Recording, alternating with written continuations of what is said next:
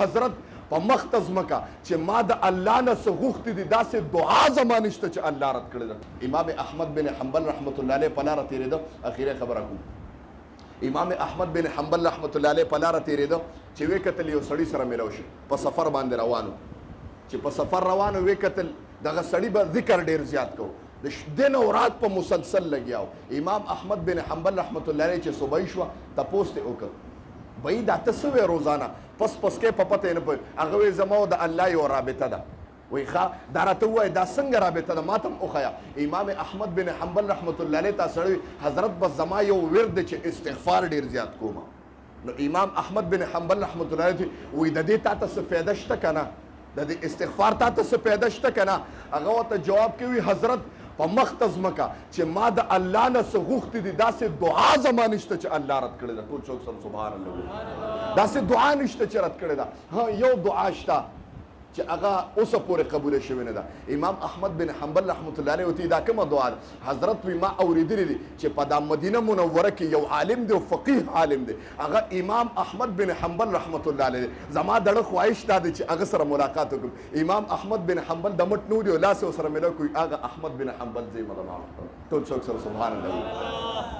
ما وی استغفار داسې شی دی چې الله دعا نه رد کوي. د ما محترمو دا چې په دې د کومه دعا هم وکړه ما وی الله مال درکوي رزق درکوي چې څه بعضې زمیندارانی هلکه پټي کرلي باران نه کوي استغفار کو الله به دې فصل کوي. په بني اسرائیلو کې موسی علیه السلام مبارک قات راغی. موسی علیه السلام الله ته وی ربه قات راغلی دی څه وکړمه خبرې ته توجه کوئ.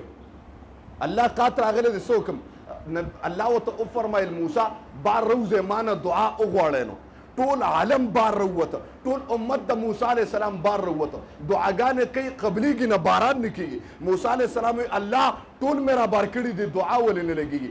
زما رب وفرمیل موسی په تاسو کې یو ګناهګار دی چې د 40 کالو نه مسلسل ګناهونه کوي د هغه د وجې نه باران نه کېږي. دې بار که نو باران به وشي. هغه یې ښځې اعلان وکړ بهی په تاسو کې یو کس دی اوس یو الله چاته ووایي چې په دا مجمع کې یو کس دی او ګناهګار دی پاسه د دې مجمع نه وځي 40 کاله مسلسل ګناهونه کړي سم خیال دی کس په پاسي د ملامتیا عالم دی زما محترمو د ټولو عالمو د بچو د اولاد د خاندان مخکې موسی علیه السلام وی په تاسو کې یو کس دی هر سړی ځان پیژني چې زه څومره ګناهګار یم 40 کاله مسلسل ګناهونه کړي دي بار شی د دې نه د هغې د وجې نه په دې باندې باران نه کېږي.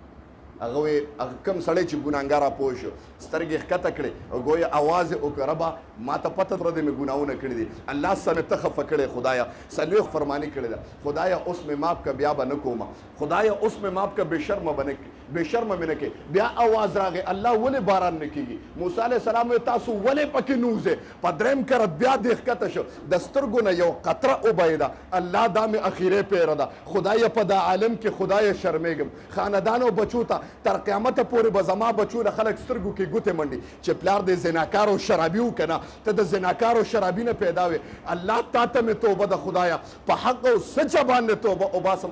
وایي دغه سړی نو ته چې باران شروع شو موسی علیه السلام الله ته وی الله تا وی چې یو کس ته نیوتی نو باران نه کوم خدایه سکوت هم نه دي باران دی وکړو. زما رب وفرمیل هغه کس ما سره صلح وکړه او داسې صلح یې وکړه چې د چا د وجې نه مې اول باران نه کو هم د هغه د وجې نه مې په تاسو باران ټول څوک سره سبحان الله دا د استغفار ربا ما ته نه ښه دا سړی څوک دی زما رب وایي تر کومې پورې ما سره روغه نه وکړې ما عالم ته نه دي ښکاره کړې اوس خو ما سره روغه وکړه تا ته څه ښکاره کړم زما محترم زما رب داسې ذات دی زما محترم چې موږ باندې څونه پردې اچي ته ځان ته تصور وکړه چې زه څومره ګناهګار یم. هر انسان ته د خپل نفس پته لګېږي اول زه د خپل ځان ویم چې زه څومره پلیت انسان یم زه څومره ګناهګار یم. ما ته د خپل خلوت او جلوت پته لګېږي په ظاهر ما پټکې والی تا ته مولي صاحب ښکاره کېږم په ظاهر ما سره رومیان لی تا ته الله واله ښکاره کېږم په ظاهر ما تسبیح نیولې دي تا ته الله واله ښکاره کېږم لیکن زما د باطن او زما د رب د ربط نه ته خبر نه چې زه الله څومره خفه کوم زه څومره پلیت انسان یم. د ما محترم